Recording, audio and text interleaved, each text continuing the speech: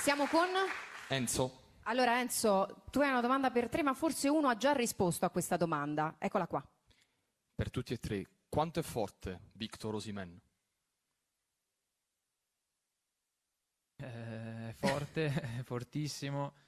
Secondo me ha ancora ampi margini, insomma, di miglioramento perché ha dalla sua che è giovanissimo, quindi noi abbiamo la fortuna di vederlo tutti i giorni allenare e quest'anno, nonostante insomma qualche infortunio, è riuscito a fare un bel campionato e ci auguriamo tutti che il prossimo anno insomma, si ripeta e faccia molti gol. Noi sicuramente lo aiuteremo in questo.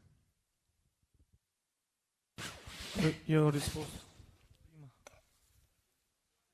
È un calciatore fantastico che può diventare super fantastico, extra fantastico perché ha ancora molte cose da imparare e sono convinto che quest'anno, avendolo a disposizione fin dall'inizio, avendolo a disposizione anche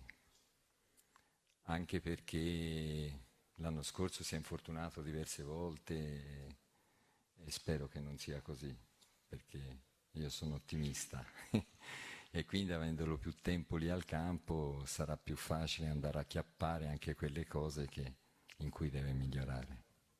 Grazie.